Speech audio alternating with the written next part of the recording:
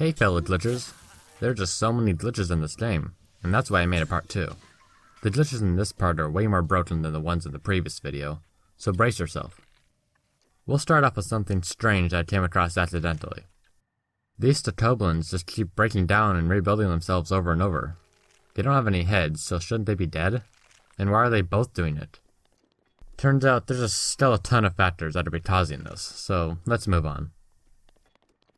I have to give some credit to Nintendo for how big this game is and how many surfaces they had to program and all the collision detection and everything, but I'm still surprised they let this one pass. Head on over to the southeast edge of the Lost Woods and you should come across this cliff. Jump down and you'll discover an obscure hole in the wall. There are no strings attached to this one. Nintendo just didn't put a wall here. I first discovered this when I was riding my horse and decided to run up the cliff with it. Sounds like a good idea, right? Well, when I got to the bottom, my horse thought it would be funny to get stuck in a wall. I thought it was pretty funny, and assumed it just clipped through an unstable seam in the wall. And in a way, I was right. I mean, this looks pretty unstable to me. At least for the horse.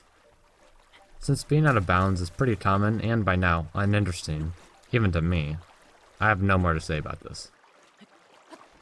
Bring a horse to a mud pit where you can drown. Get it to where you can climb on it while you're in the mud. But don't worry, no frame perfect inputs are required for this. You only need to time your horse when Link is touching the mud. Right here, I thought Link had to be mostly under the surface, but he doesn't. When you climb on, Link is in the state where, having just timed on the horse, the game thinks he's still in the mud, and when you bring him to a point that's below the swamp surface, he'll drown on the horse. Sometimes this animation will play out twice, but in the end, you'll be walking on your horse's back. Unfortunately, one of the only ways to get it to move is by hitting it. You can't actually mount it, regardless of what it says.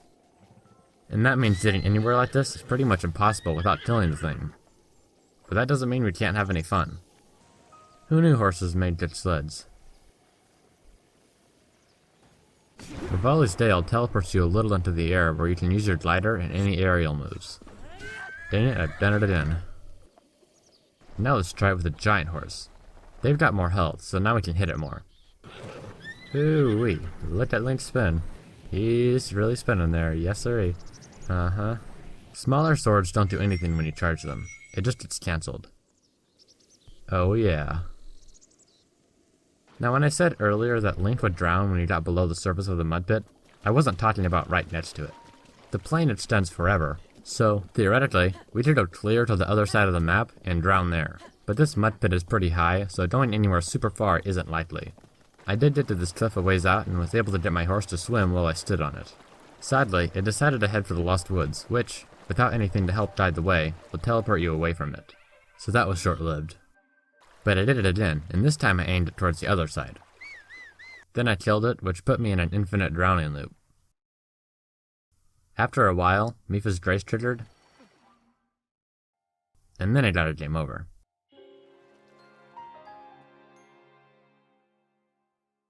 Doing this with a stray horse can actually be more funny. Instead of a rein to hold onto, Link keeps holding on to part of the horse. While you're on it, it just meanders around. Then I found a way to get them to move without hurting them. Since horses have a fear of fire, shoot a fire arrow in the opposite direction of where you want to go close to the horse. It'll run away from it. If you talk to anyone like this, the glitch will get cancelled, so don't do that. Now horses aren't the only things that you can ride. To name a few others, there are deer, bears, and even moose. If you do with any of these, you'll drown twice, but then you'll be restored to normal.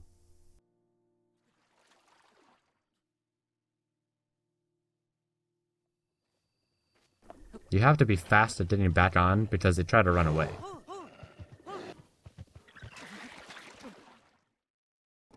And finally, this works with any body of liquid. There are 5 types: normal water, freezing water, hot springs, mud, and lava. Normal water works, but it has no side effects, so it's completely useless. Freezing water will kill you if you stay in it long enough, so doing the glitch will also kill you. And it kills you fast.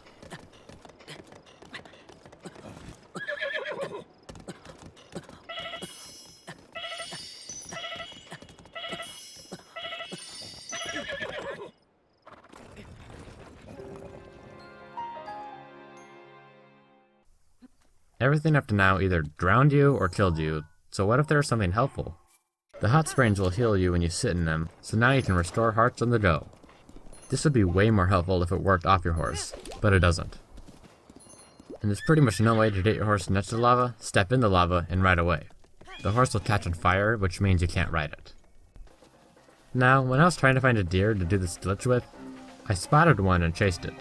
But when I climbed on, I was put into the ground. Obviously, when you try to mount a deer right as it disappears, you get stuck like this. And let me just say, Link was not entirely pleased about his situation. Especially when the Yida guy started to attack him. He was frozen in helpless terror of his inevitable doom. But after his doom struck, he was ironically freed from the Earth's grip and could walk about freely in his 0 square inches of ground. Okay, maybe that didn't do it. There's nothing you can do now but run in place. Oh, would you cut that out?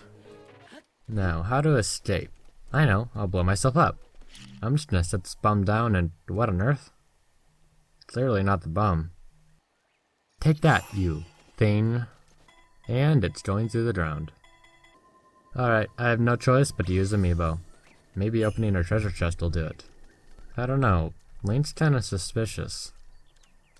And the camera's stuck in here. Tap of the wind! Yes, even though I already had 2. And now I'm free. Finally.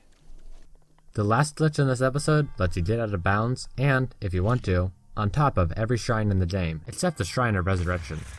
Enter any shrine and save.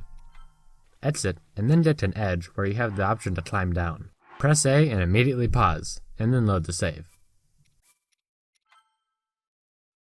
Different things can happen, but the earlier you pause, the more likely the camera is to start out of bounds in nothingness.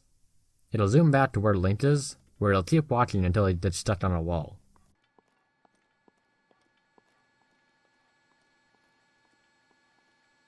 Then everything goes back to normal.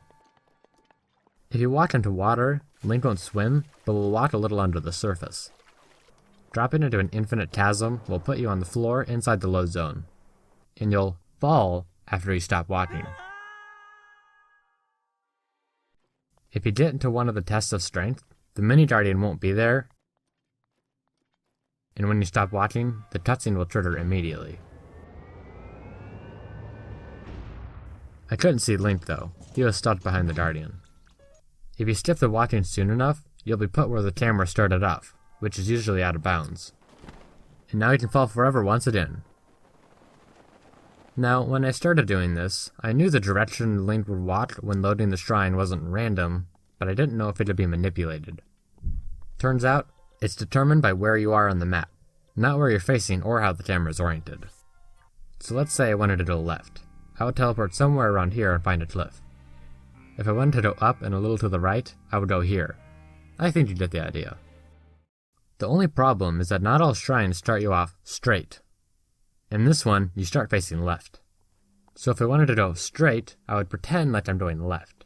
And that's not the only independent variable in this glitch. Your X, Y, and Z coordinates are applied to the camera when entering the shrine. So the higher you are, the higher the camera.